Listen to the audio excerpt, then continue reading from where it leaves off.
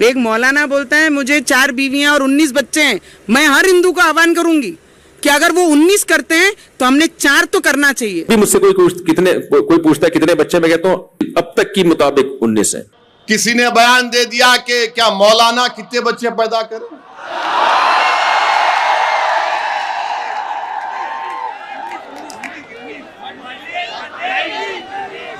मौलाना 19 बच्चे पैदा किए। मौलाना मैं हार गया 6 में, आप 19 में कामयाब हो गए। मेरे को 6 है, दाढ़ी वाइट हो जा रही।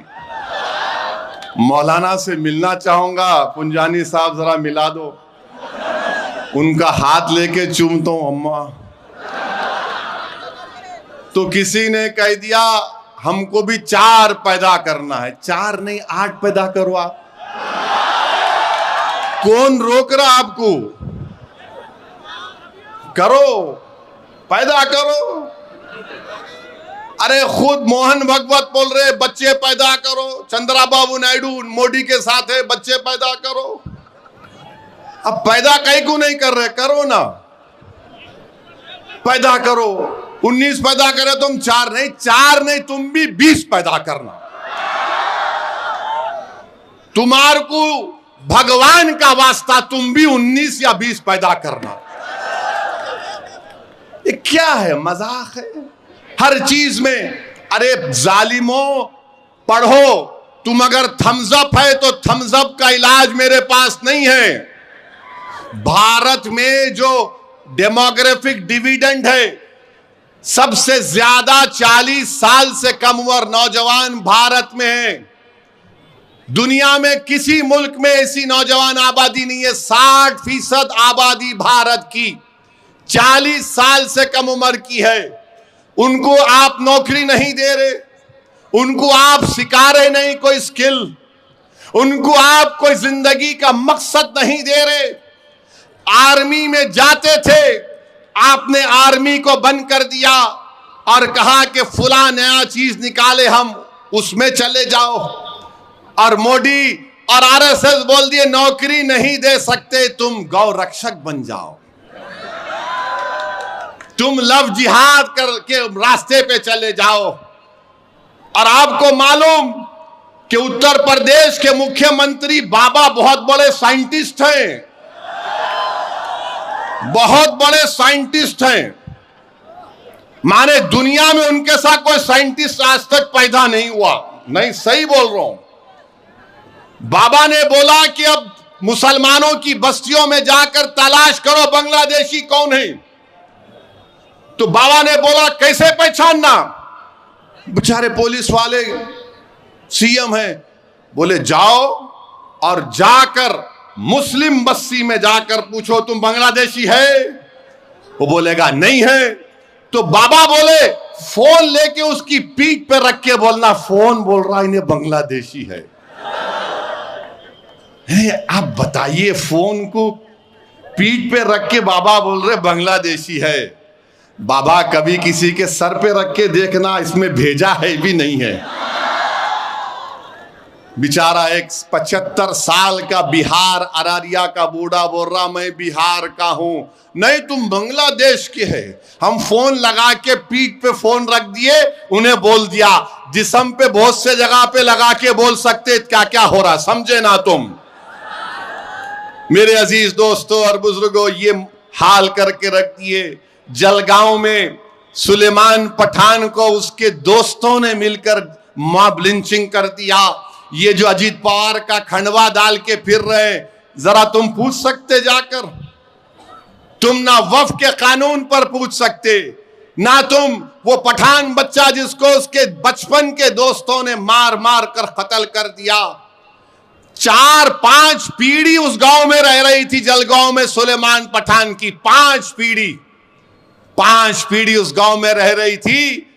अब उसके बाप ने कहा कि मैंने बेटे को खो दिया, आप मेरी जान का खतरा है, गांव छोड़ के चला गया।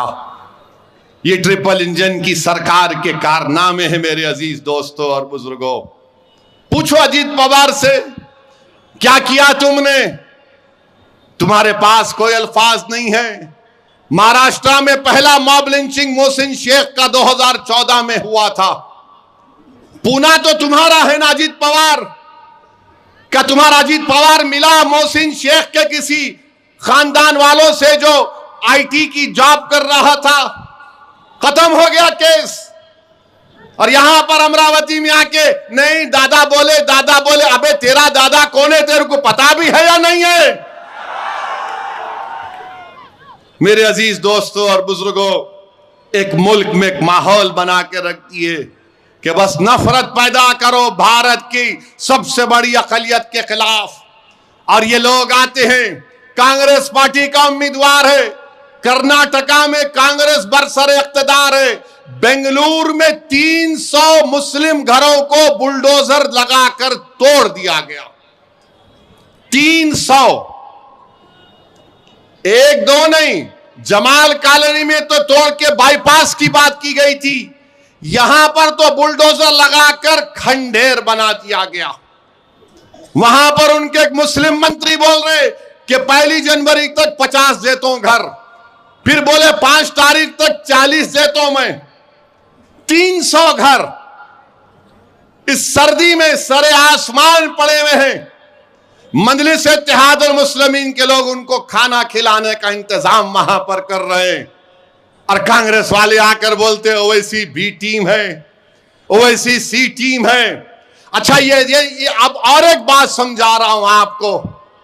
भारत की पार्लियामेंट में वंदे मातरम के 100 साल मुकम्मल होने पर जो हमारे मुल्क का कौमी तराना है, नेशनल एंथम जन गण मन है, उसकी बहस हुई।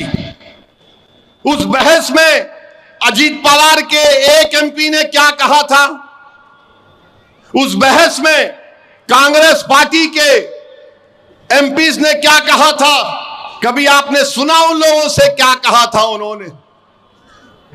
ये समाजवादी पार्टी भी आजकल इन्हों भी आते हैं, इन्होंने भी क्या कहा था इनके एमपीज आपने सुना?